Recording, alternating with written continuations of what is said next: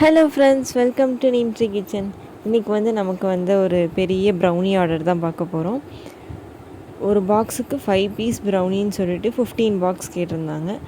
மொத்தமாக 75 pieces brownie வந்துச்சு. Ragi brownie தான் கேட்டிருந்தாங்க. சரின்னு சொல்லி அதுக்கு தேவையான திங்ஸ் எல்லாம் எடுத்து வச்சு ஒர்க்கை ஸ்டார்ட் பண்ணிட்டேன். ஒரு பேட்ச் ப்ரௌனி ரெடி பண்ணி பேக் ஆகிட்டு இருக்க டைம்லேயே எனக்கு பசி வந்துச்சு. சரி, நம்ம சாப்பிட்டுட்டு இதை பீஸ் போட்டுடலாம், அதுக்குள்ளே பேக் ஆகி முடிச்சிடும்னு சொல்லிட்டு சாப்பிட வந்துட்டேன். இன்றைக்கி என்ன ஸ்பெஷல்னு பார்த்தீங்கன்னா, அம்மா ப்ரான் பிரியாணி செஞ்சுருந்தாங்க. ரொம்பவே டேஸ்ட்டாக இருக்கும். அதுவும் சிக்கன் பிரியாணி, மட்டன் பிரியாணிலாம் விட ப்ரான் பிரியாணி எனக்கு ரொம்ப பிடிக்கும். சும்மா ப்ரானை போட்டுற மாட்டாங்க, 65 மாதிரி செஞ்சு அதில் பிரியாணியில் போட்டுட்டு செய்வாங்க. சூப்பராக இருக்கும். சாப்பிட்டு முடித்தோடனே ப்ரௌனியெல்லாம் ரெடி ஆகிடுச்சு. சரின்னு பீஸ் போட்டு வச்சுட்டு சைட்லேயே அம்மா பாக்ஸ் எல்லாம் ரெடி பண்ணி வச்சிட்றேன் அப்படின்னு சொல்லிட்டு ரெடி பண்ணிகிட்டு இருந்தாங்க. நான் அப்படியே அடுத்த பேட்ச் ப்ரௌனி ரெடி பண்ணி ஓடிஜியில் போட்டுட்டு வெயிட் பண்ணிகிட்டு இருந்தேன்.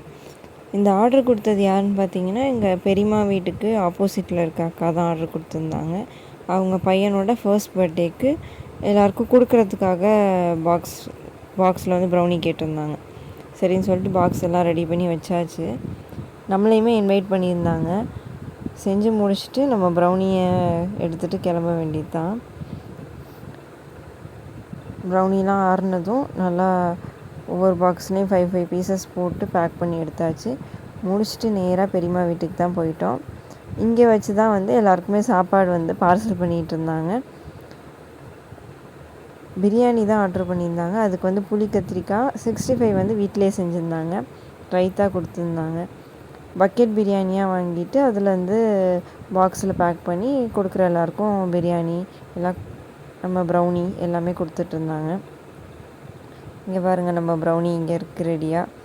நம்ம பேஜையுமே இப்போதைக்கு ஸ்டிக்கர் அடிக்காதனால சரி எழுதியாவது வைப்போம் அப்படின்னு சொல்லிட்டு பாக்ஸ்லேயே மென்ஷன் பண்ணி வச்சுட்டேன். முடிச்சுட்டு அப்படியே சாப்பிட உட்காந்தாச்சு. இது எங்கள் நானிக்காக ஒயிட் ரைஸ் வச்சுருந்தாங்க. நல்லா பாஸ்மதி ரைஸில் சிக்கன் பிரியாணி. எனக்கு எப்போவுமே பிரியாணியில் இருக்க பீஸ் அவ்வளோவா பிடிக்காது. ஏதோ மசாலாலாம் இல்லாமல் சப்புன்னு இருக்க மாதிரியே ஃபீல் ஆகும். இதே நான் 65 இல்லை கிரேவி அந்த மாதிரி இருந்தால் கொஞ்சம் எடுத்துப்பேன். அதனால் எனக்கு எக்ஸ்ட்ராவாக 2-3 பீஸ் சிக்கன் 65 வச்சாங்க. இது கூடவே நானி வீட்டில் காய்ச்ச மாம்பழம் எடுத்துகிட்டு வந்திருந்தாங்க. அதையும் சாப்பிட்டு முடித்தோடனே எங்கேயாச்சும் வெளியே போகலாம் அப்படின்னு எல்லோரும் யோசிச்சுட்டு இருந்தோம்.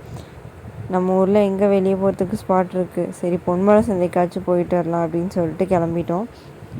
நாங்கள் கிளம்பும் போதே 5 o'clock மேலே ஆயிடுச்சு.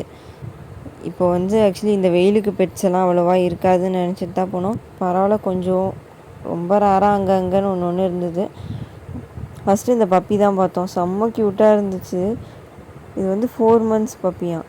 நல்ல ஃபுட்டெல்லாம் காஸ்ட்லியாக கொடுத்தனால இந்த சைஸ் இருக்குது அப்படின்னு சொல்லிட்டு இருந்தாங்க. பார்த்து முடிச்சுட்டு நேராக மண்பானை வாங்கலாம் அப்படின்னு சொல்லிட்டு அம்மாவும் மாமியும் போய் பார்த்துட்டு இருந்தாங்க.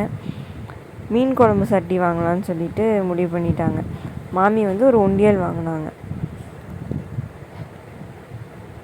இதில் 2 சட்டியில் எது வாங்கலான்னு வேறு ரொம்ப நேரம் யோசித்து அதுக்கப்புறமா ஒரு சட்டி முடிவு பண்ணி எடுத்துகிட்டு ரீல்ஸில் நிறையா வாட்டி இந்த மெஹந்தி பார்த்துட்டு ஒரு வாட்டியாவது வச்சு பார்க்கணுன்னு நினச்சேன். இங்கே பார்க்கவும் சரின்னு ட்ரை பண்ணேன். ஆனால் தயவு செஞ்சு இதை யாருமே ட்ரை பண்ணிடாதீங்க. வச்சுட்டு கையெல்லாம் வெந்த மாதிரி எரிய ஆரம்பிச்சிருச்சு. இது ரொம்ப ஏதோ கெமிக்கல் போல், என்னன்னு தெரில. முடிச்சுட்டு வர வழியில் வாத்து குட்டீஸ்லாம் இருந்துச்சு, அழகாக இருந்தது. ஆனால் டைம் இல்லை, வெயில் ரொம்ப இருந்தனால நாங்கள் கிளம்பலாம் அப்படின்னு சொல்லிட்டு கிளம்பிட்டு நேராக எங்களோட ஃபேவரட் ஸ்பாட்டான ஆனந்தா பேக்கரி வந்துட்டோம். இங்கே பன் பட்டர் ஜாமுக்காகவே வரலாம், அந்த அளவுக்கு ஒர்த்தாக இருக்கும். எனக்கு ரொம்ப பிடிச்சது இந்த பன் பட்டர் ஜாம் தான். ஒரு வாட்டி சாப்பிட்டிங்கன்னா அடிக்ட் ஆயிடுவீங்க. நாங்கள் வந்தோடனே பன் பட்டர் ஜாம் சாப்பிட்டுட்டு நானி மம்மிலாம் டீ வாங்கியிருந்தாங்க. டீ வறுக்கி அதெல்லாம் சாப்பிட்டுட்டு நாங்கள் அங்கேருந்து கிளம்பி வீட்டுக்கு வந்துட்டோம். இதுதான் எங்களோட சண்டே vlog. பிடிச்சிருந்தா நம்ம சேனலை சப்ஸ்கிரைப்